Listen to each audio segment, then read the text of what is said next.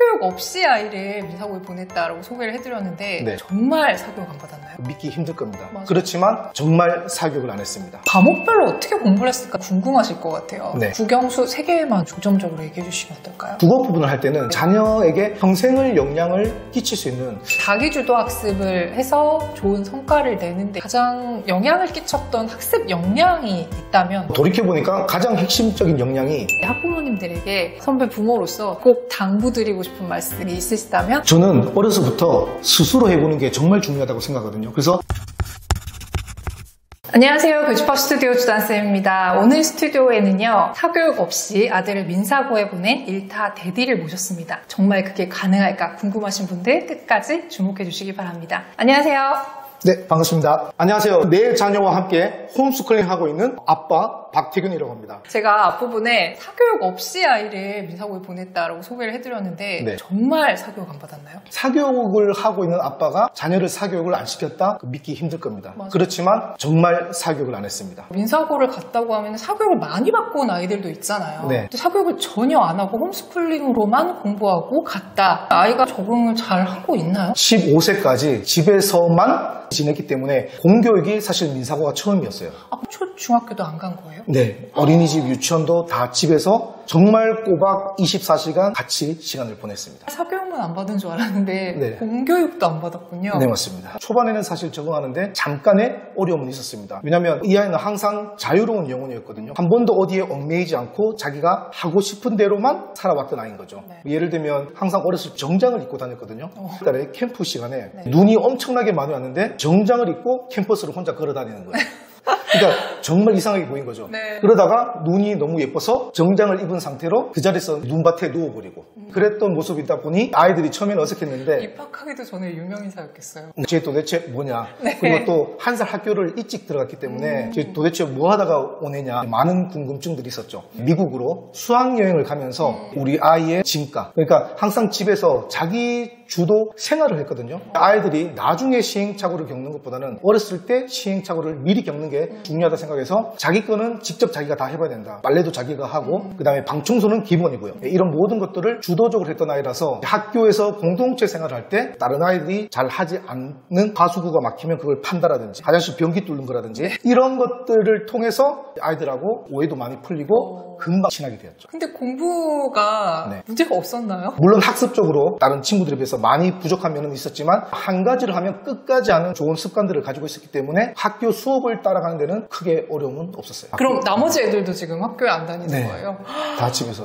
와 진짜 고생 많으시겠어요. 근데 아이들이 할 수 있는 가이드, 그 다음에 초반에 그것을 즐거워하게끔 하는 데만 저희는 신경을 쓰고 어느 정도 궤도에 올라가면 정말 스스로합니다. 근데 우리 아이기 때문에 그런 거 아니냐라고 생각하시는데 제가 학원을 운영하면서 집에서 아이들에게 했던 방식을 학원 아이들에게도 그대로 적용을 하거든요. 계획을 보통은 선생님들이 다 세우고 오늘은 분량은 여기서 여기까지. 그러면 아이들은 수동적으로 따라오게 되거든요. 그 방법을 바꿔서 기본적으로 선생님이 해주는 부분은 있지만 자기들이 스스로 목표를 세우고 그것을 할 수 있도록 계속해서 코칭해주고 티칭해주는 이런 부분들을 했기 때문에 저는 거의 대부분의 아이들이 이런 학습들이 가능하다고 생각합니다. 그럼 원장님은 전문가시니까 그렇게 지도할 수 있지 않았을까 이런 생각을 하시는 분들 많으실 텐데 네. 부모님들도 하실 수 있는 방법인가요? 누구라도 할 수 있습니다. 왜냐하면 저도 처음부터 자기주도 학습 전문가가 아니라 하다 보니 자기주도 학습으로 계속 일을 하게 되었고 그러다 보니 이제 전문가라는 이야기를 듣게 되는 건데 예를 들어 어떤 책을 선물을 해주잖아요. 대부분의 아이들은 어렸을 때 이 책이 어려운지 쉬운지 뭐 두꺼운지 얇은지 그거에 대해서 크게 생각을 하지 않아요. 다만 이 책을 처음에 받았을 때 이것을 아이가 어떻게 느끼게 해주느냐 이 부분이 정말 중요하다고 생각합니다. 예전 시대는 언제까지 뭐하고 언제까지 마치면 공부가 끝났다라고 생각하지만 지금의 시대는 평생 공부라고 생각을 하고 있거든요. 그러면 이 아이에게 평생 유산으로 남겨줄 수 있는 게 뭐가 있을까 이런 것들을 고민해봤더니 재미예요.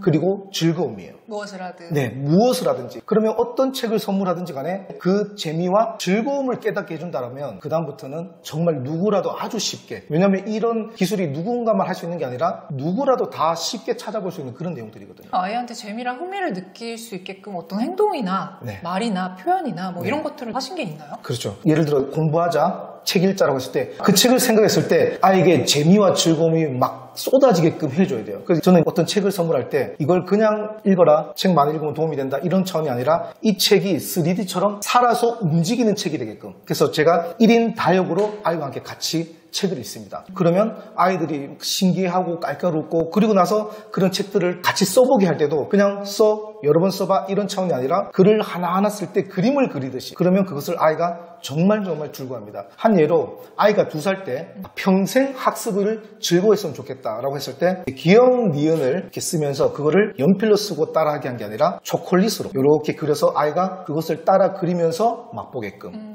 그래서 저는 그런 즐거움과 재미가 아이 기억 속에 있어서 항상 학습이라는 거, 공부라는 거를 얘기를 들었을 때 좋아하게 되지 않았을까 그렇게 생각해요. 자녀분은 어릴 때부터 그렇게 훈련을 시키셨으니까 흥미를 느꼈다고 하면 네. 이 영상을 보신 학부모님들은 초등학부모님들이시거든요. 네. 조금 커버려서 네. 그렇게 지도하기에는 좀 너무 먼 얘기 같다라고 느끼실 수 있을 것 같아요. 근데 원장님이 아이들을 가르쳤던 대로 학원에서도 한다고 맞습니다. 얘기를 하셨으니까 그러면 초등학교, 중학년, 고학년 아이들한테도 방법이 있나요? 네. 제가 만나본 수많은 아이들 중에 책을 읽는 거를 싫어하는 아이는 없었어요. 그 다음에 글을 쓰는 것도 싫어하는 아이들이 없었습니다. 다만 제가 추적을 해보니까 어느 시점에 책 읽기가 싫어진 거예요. 어느 시점에 글쓰기가 부담된 거예요. 왜냐하면 아까 전에도 말씀드렸지만 평생 공부를 해야 될 때 이 아이들에게 가장 중요한 동기는 재미와 즐거움이거든요. 그런데 그것이 당연히 해야 되는 거고 반강제적으로 해야 되는 거고 어느 시간 안에 아이의 역량에 맞지 않게끔 끝내야 되는 거고 그러면 아이들이 힘들어지면 하기 싫어지고 그 다음부터는 포기 상태까지 이른다고 보거든요. 그래서 그 공부 감성을 아이가 즐거워할 수 있도록 바꿔주는 부분이 정말 중요하다고 생각해요. 어느 시점에서 우리 아이가 책 읽기가 싫어졌을까? 어느 시점에서 이 재밌는 글쓰기가 싫어졌을까? 그런 부분들을 잘 생각을 하고 추적을 해본다면 그 감성을 즐거운 감성으로 긍정적인 감성으로 바꿔줄 수 있다고 생각을 해요. 한 아이를 예를 들면 제가 봤을 때 이 아이는 항상 적극적이고 호기심이 많고 그랬던 아이거든요. 그런데 학교에서는 부족한 아이로 그 다음에 너는 좀 조용히 해 이런 아이로 인식이 되었는데 저희와 함께 같이 공부를 하면서 첫 상담 때 어머니가 아이의 그런 부분에 대해서 아이가 그런 아이라고 어머님이 그렇게 인식을 하고 계시더라고요. 아이 낙인처럼 찍으신 거예요? 네. 그래서 저는 그런 아이는 있을 수 없다고 생각했거든요. 그래서 저희랑 같이 공부를 하면서 봤더니 아이가 호기심이 너무 많은 거예요. 궁금한 거는 견디지를 못하는 거예요. 그래서 저희가 했던 방법은 그 아이의 질문을 받아주기 시작했던 거죠. 근데 질문이 계속 오니까 또 다른 아이들도 같이 봐줘야 되잖아요. 그럴 때는 아이한테 잠깐만 기다려줄래? 이렇게 정중하게 아이랑 마음으로 소통을 하면 그 아이는 또 네? 하고 이렇게 기다려요. 그리고 났더니 정말 몇 개월 후에 다른 데서는 잘 되지 않는데 저희랑 공부할 때는 이 아이가 온전하게 존중감을 받는 거예요. 그랬더니 글쓰기라든지 학습이라든지 이런 모든 부분들이 서서히 바뀌기 시작하더니 그 다음부터는 어머님도 내가 주변 사람들에 의해서 알게 된 내 아이가 아니라 진짜 내 아이를 보게 되었다. 그렇게 해서 지금까지도 연락을 하고 있습니다. 사교육과 공교육 없이 민사고에 간 아드님 과목별로 어떻게 공부를 했을까 궁금하실 것 같아요. 국영수 3개만 중점적으로 얘기해 주시면 어떨까요? 국어 부분을 할 때는 저는 네. 자녀에게 평생을 영향을 끼칠 수 있는 그런 책을 선물을 해주면 좋겠다 생각을 했고 예를 들어 소설이면 고구려, 고전 중에 고전이라고 하는 성경을 아이가 반복해서 읽고 또 생각을 하고 생각한 부분들을 같이 이야기를 나누고 또 필사도 하지만 같이 글쓰기도 해보고 이런 식으로 해서 지속적으로 글 읽기와 글쓰기를 연결을 했거든요. 실제적으로 초등학교 들어가서는 매삼역이라는 책이 있습니다. 한글의 한 70% 정도가 한자라고 알고 있거든요. 그래서 어머님들이 어렸을 때부터 한자 학습을 많이 시키는데 그것도 아이들에게는 뭔가 해야만 되는 학습이 되다 보니까 한자의 즐거움을 많이 잃어버리는 것 같아요. 그런 부분들이 되게 아쉬운데 이 매삼역이라는 책은 한자로 된 우리 한글을 아주 쉽게 풀이가 되어 있어요. 그거를 이해하고 그 이해한 부분을 가지고 같이 글을 읽어보고 그랬더니 자연스럽게 어휘력이 쌓이다 보니까 어휘력이 되면 사실 독해력이 되게 쉬워지거든요. 독해가 되기 시작하면 그 다음부터는 문해력은 자연스럽게 따라오는 부분인 것 같아요. 그리고 또 서울대에서 선정한 인문고전 만화로 된 책 있죠. 그 부분을 어려서부터 많이 읽었는데 읽은 데서 끝나는 게 아니라 예를 들어 징비록이라는 책을 보고 나서 실제로 서해 유성룡 생가라 그다음에 그 징비록 진짜 책이 있는 곳에 방문해서 진짜 그 책을 보고 났더니 아이가 인문고전에 더 크게 관심을 가지게 되었어요. 영어는 어땠나요? 제일 중요한 게 TV와 스마트폰에 대한 어느 정도 통제가 된 상태에서 미디어 노출이 되게 중요하다고 생각을 해요. 저희 아이들 같은 경우는 어려서부터 TV랑 스마트폰을 하지 않았거든요. 미디어에 전혀 노출이 안 된 상태예요. 그러다 보니까 영화, 애니메이션이나 이런 걸 들려줄 때는 오로지 영어로만 들려주는 거죠. 그랬더니 아주 재미없는 것에도 아이들이 다 관심을 갖는 거예요. 보는 것 자체가 너무 신기하기 때문에. 그래서 어렸을 때는 교육적인 영화 애니메이션을 지속적으로 노출했는데 지금 생각을 해보니까 한 3년에서 4년 정도는 하루에 3-4시간씩 계속 노출을 시켰던 것 같아요. 그리고 언어를 잘할 수 있는 유일한 비결은 우리가 다 알고 있듯이 리딩입니다. 그래서 영미권의 아이들이 많이 읽는 ORT라든지 그런 독서를 시작으로 지속적으로 책 읽기를 통해서 영어 학습을 하게 되었던 거죠. 수학은 처음부터 문제 풀기, 연산 이런 쪽보다는 수학을 통한 삶의 원리 이런 것들을 많이 가르쳐주고 싶거든요. 그래서 4D 프레임이라는 도구를 활용해서 예를 들면 아이들이 도형 문제를 풀 때 종이에 있는 도형을 보고 문제를 풀잖아요. 그런데 저희는 그렇게 하지 않고 4D 프레임이라는 이 빨대를 가지고 직접 도형을 만들어 봅니다. 축구공을 만들 때도 전개도를 먼저 만들고 나서 그걸 연결을 했더니 도형 파트에 가서는 정말 쉽게 잘할 수 있었고요. 모든 과목이 오해에 대한 개념 그거를 정말 자세하게 아는 게 중요하다고 생각했는데 뒤집기라는 책이 있습니다. 그 책도 문제 푸는 쪽보다는 개념을 이해하는 데 주로 포커스가 맞춰져 있거든요. 그래서 이 책을 읽고 개념이 잘 정리가 되어 있다 보니까 초등 검정고시 할 때 일주일 동안 수학 공부를 해서 마스터를 했죠. 그 다음에 중등 같은 경우는 평소에는 하지 않고 검정고시 칠 때 딱 한 달 정도만 집중적으로 공부를 해서 이것도 마스터한 경험이 있습니다. 그러면 아드님이 자기주도 학습을 해서 좋은 성과를 내는데 가장 영향을 끼쳤던 학습 역량이 있다면 뭘로 꼽고 싶으세요? 돌이켜보니까 가장 핵심적인 역량이 다양한 어휘를 바탕으로 한 독서력인 것 같아요. 사실 어휘가 잘 탄탄하게 준비가 되잖아요. 그러면 아이가 글을 읽을 때 되게 흥미를 많이 느낍니다. 훨씬 이해도 빠르게 되고 그리고 저는 언어의 꽃과 같은 역할이 글쓰기라고 생각을 하거든요. 이 글쓰기는 정말 즐거워야 돼요. 우리 아이들이 글쓰기를 잘하기를 원하시죠. 유일한 비결이 있습니다. 뭐냐면 칭찬입니다. 아이가 글을 쓸 때 지적을 하기 시작하면 바른 글은 쓸 수 있지만 아이들의 글쓰기 감성은 정말 많이 안 좋아질 거예요. 그래서 글을 쓸 때는 아이가 실수를 하든 잘못 쓰든 그런 거랑 상관없이 자신감 있게 재미있게 쓰게 하는 부분이 정말 중요하거든요. 그렇게 시작을 하다가 나중에 독서력이 계속 올라가게 되면 자연스럽게 문법이 수정이 되게 돼요. 그리고 나서 자기가 쓰고 싶은 대로 글을 계속 써보게 하는 거죠. 초등학교 한 3학년 그 정도 되고 나니까 항상 어디 다닐 때마다 자기가 생각하고 본 거를 적기 위해서 노트랑 필기를 항상 가지고 다녀요. 지금은 거의 메모 강의 되어 있죠. 좀 전에 그 독서력 그리고 그걸 기반으로 한 문해력 덕분이다라고 말씀을 하셨는데 거기서 글쓰기가 인상적이었어요. 네. 글쓰기를 왜 잘해야 되나요? 글쓰기는 저의 꽃과 같은 부분이잖아요. 사실 그 꽃을 피우기 위해서는 많은 과정들이 필요하다는 얘기죠. 네. 글을 쓰기 이전에 아이가 먼저 해야 될 것은 글을 읽을 줄 알아야 되죠. 그러려면 각 어휘에 대한 개념들을 잘 파악하는 게 정말 중요하거든요. 작은 문장을 하나 써보려면 이 문장에 어떠한 내용들이 들어가야 되는지 그런 부분들을 학습이 되어야만 나중에 복합문 쓰기 여기까지 나아갈 수 있는 부분이거든요. 자기 스스로 학습을 하려면 결국은 글을 읽고 쓸 줄 알아야 되는 그런 부분이기 때문에 사실 글쓰기 부분은 자기 주도 학습을 하는데 정말 중요한 포인트라고 할 수 있어요. 그리고 글쓰기만 잘하는 아이는 없습니다. 글쓰기는 사실 국어, 영어, 수학, 과학, 사회 모든 영역으로 뻗어나갈 수 있는 그 부분들이거든요. 그러면 글쓰기 지도를 어떻게 홈스쿨링으로 하셨는지가 궁금해요. 아빠와 함께 글쓰기라면 너무 재밌고 너무 즐거운 그런 기억과 맛을 주는 게 정말 중요하다고 생각을 하거든요. 아이가 목표한 어디에서 어디까지 글쓰기를 마쳤을 때 그 무엇보다도 아이가 듣고 싶어하는 게 아빠의 칭찬입니다. 저는 그런 칭찬을 어떻게 해주냐면 아이가 쓴 글에다가 제 사인을 크게 해줍니다. 사인의 크기에 따라서 더 글쓰기를 하고 싶어하는 그런 욕구가 생기게 되거든요. 그리고 또 아빠의 간식이 책장에 있는 유기농 견과류가 있는데 아이가 글쓰기 미션을 마쳤을 때 그걸 하나 먹어봄으로써 그 글쓰기에 대한 재미와 즐거움을 항상 기억할 수 있게끔 그렇게 시작을 했습니다. 이런 글쓰기를 하나하나 모아서 아이가 8살 때 이 세상에 하나밖에 없는 아이만의 글을 가지고 책을 만든 경험이 있습니다. 이 세상에 한 권밖에 없는 책이잖아요. 그래서 그 가치를 책정해주기 위해서 그 책을 5만 원에 구매를 했죠. 아예. 네. 굉장히 좋은 기억이겠어요. 네. 자, 그럼 방금 말씀해주신 방법으로 민사고도 보냈고 네. 나머지 아이들도 지금 제일 어린아이가 4살이라고 네, 하셨잖아요.